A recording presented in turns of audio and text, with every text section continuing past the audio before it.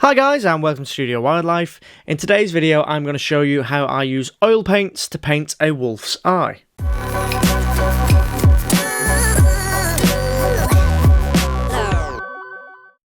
So you may have already seen the time-lapse version of this on my channel, but I just thought I'd go a little bit more in depth about how I paint in oil paints. And I do actually have a much longer version of this. I think it's about an hour and a half, an hour and 40 minutes on my Patreon channel. I'll pop a link down to that in the description below. So if you do want to learn a little bit more about it and check out some more longer videos about how I paint my wildlife artworks, please go and check out that Patreon and become a supporter. It does mean so much, and I just want to say thank you so much to everyone else that is already a supporter on my Patreon channel. Thank you, and you guys. So when I am using oil paints, you see a lot of people start their oil paintings with oil paint, but I like to start mine with acrylics. So I like to do an acrylic blocking first, simply because it speeds up time. Acrylics dry much faster, and I can actually just paint over the top of that with my oils as soon as they're dry. So that's what I'm doing here. I'm just using some watered down acrylic paint just to block in my basic shapes and structures, and just to get rid of some of that white canvas so I have some tone colours underneath to paint over the top of. Once that's dry, and I mean completely dry, you can't mix the oils and the acrylics, it just doesn't work, so you need to wait for that acrylic layer to completely dry. I can then start over the top using my oil paints. And because I'm just painting a small painting here, this is 20 centimeters by 20 centimeters, I am just going to start with the eye. I usually like to start with the eyes with all my other paintings, but for this one, I'm just again starting with the eye, but obviously I am because it is the main focal point of the picture, and that's why I like to start with eyes with my larger paintings as well, because I have a focal point that I can look at and I can stare at, and it just allows me to get this sense of life from my painting very early on.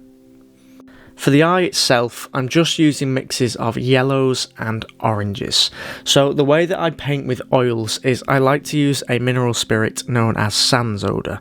That is, I think it's by Winsor and Newton, and it is probably the best spirit that I've got that doesn't give me headaches, and it can be used in a very small space, because when you are using oils you do need to make sure you've got windows open, you're in a well ventilated space, because they can cause headaches, they can make you feel a little bit nauseous, and in not very well ventilated spaces they can be quite hazardous to your health. And the sans odour is the one that gives off the least odour, and I don't really get headaches from it, but I still work with a window open just to keep ventilated, but it's one of the best mineral spirits that I have found to use. Painting the eye itself, I start with the most saturated colours, so my yellows and my oranges, and then work over the top of that with some browns and then some blacks.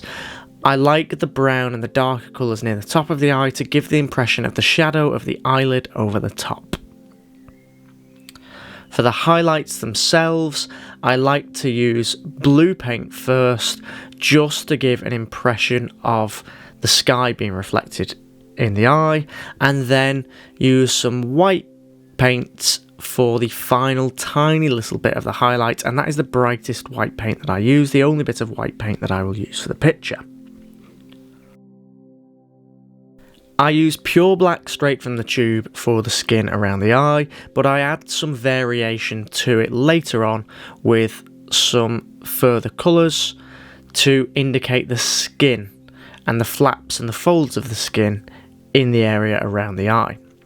I actually use the black paint to help form and sculpt the shape of that iris, so I don't have drawn lines, rather the shapes are formed by the edges where two different colours meet.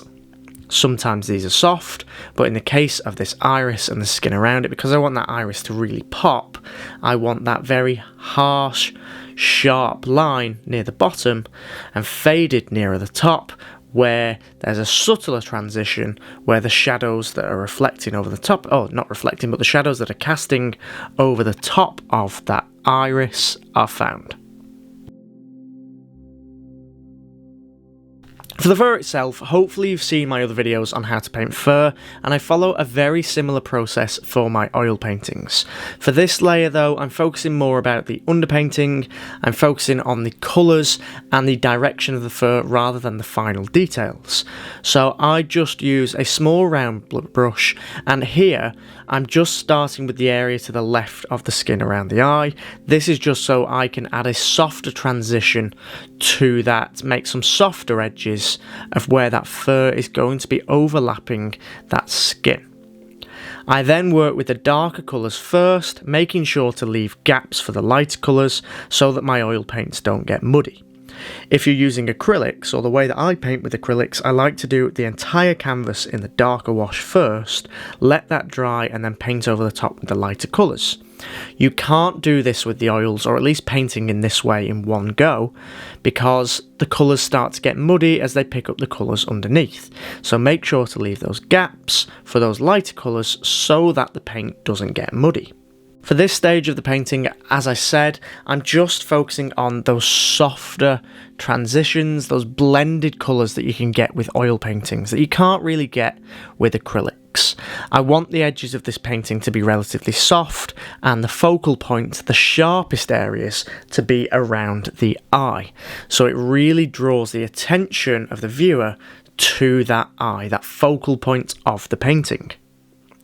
So to do that, and to give the impression of slightly more out of focus fur, I'm making sure to blend together very well, just using that round brush, this first initial layer of fur. I will add details over the top later once it's dry.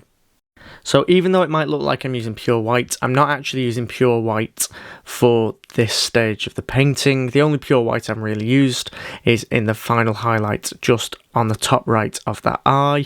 This is sort of a creamy colour, a little bit of burnt umber, a little bit of burnt sienna mixed with some white. And I'm just using a small detail brush just to add in some slightly more detailed strands of fur. But the good thing about the oil paints is that fur doesn't just sit over the top, it blends in with the colours underneath, so it looks like it's part of the actual picture. With acrylics, when you're working in layers, the fur that you start to put on sometimes can seem just sort of stuck on the canvas. It doesn't blend very well with the picture underneath. Whereas this, with the oils, because the colours blend together, you can get nice soft transitions between the ends of the fur that are closest to the skin and the rest of the fur around it, which gives a real blended, smooth look and really adds to the appearance of the painting. For the area to the right of the eye, I want that to be the most out of focus, so I am really just blocking in the basic shapes here. I will actually start to work over the top of this, again just wet into wet, so I'm not letting it dry just yet. Just working over the top of it with a smaller round brush and a detail brush, just to add those slight details nearer to the eye, where that focal point is, nearer to the middle of the canvas. Again, I'm not going into major detail here because I still want it to appear out of focus, and the good thing about, even though I'm using that small detail brush, I'm not getting those sharp solid lines because I'm working wet into wet. I'm mixing and blending those colours together as I apply them to the canvas, rather than just leaving them as solid individual strands. They're blending together to create these clumps of fur. For the final stage of this underlayer in oils, it's pretty much the same process as I would follow for any other painting. I start with my darks and then add in my lights over the top. The only thing for this is because it's the shorter fur underneath the eye, I'm making sure to keep those brush strokes quite short and quite distinct, because this area of the eye is going to be the area that is going to be the most in focus. But again, I'm not using pure white and I'm not worried too much about sharp details just yet. I'm just making it a little bit sharper than the fur around it. I still want this fur to be quite blended because I am going to let it dry and work over the top later. So I've let the piece dry for about a week, just because that's the only time that I've had to paint it. I can't paint every day, it's usually the weekends that I get my painting done. So I let the piece dry and I just start to do a glaze over the top. So for the glaze, I just use a little bit of linseed oil and I'm just very much thinning the paint down so it's a very translucent, and I'm just adding some shadows around the face. I then use the small detail brush, and again it looks like pure white, but it isn't pure white, it's just white mixed with some burnt sienna to create this very pale peachy colour, which looks like pure white on the camera but isn't in fact pure white. And I'm just using this detail brush to add the final details over the top of my fur. It's really important to make sure that the underpainting is completely dry before you do your glazing and before you do these final details, especially the glazing, because you're using a medium to mix with your oil paints to thin it out. If you don't let your painting underneath completely dry, the medium can actually start to wash away the paint underneath, which completely essentially makes all the hard work that you've put in on those underlayers completely useless. So make sure to leave that painting to completely dry before you start the glazing and before you start the final details. I'm making sure to leave plenty of gaps between these lighter strands and these detail strands to show that fur underneath, just to give the impression of layers and to show essentially the hard work that I have put in underneath. I still want it showing through, I still want it to add to that painting. If you would like to learn a little bit more about my process, I have talked about it a little bit more, or a lot more really, in my longer video that's on my Patreon channel, so again, don't forget to check that out if it's something that you'd be interested in.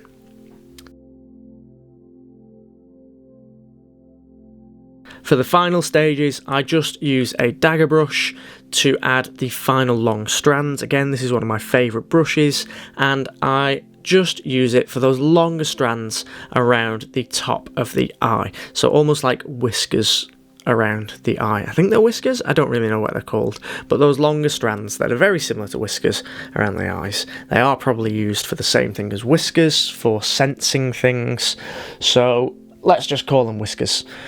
And these dagger brushes are great for those longer areas because they create these super fine, long, wispy lines, perfect for things like hair, perfect for things like these whiskers.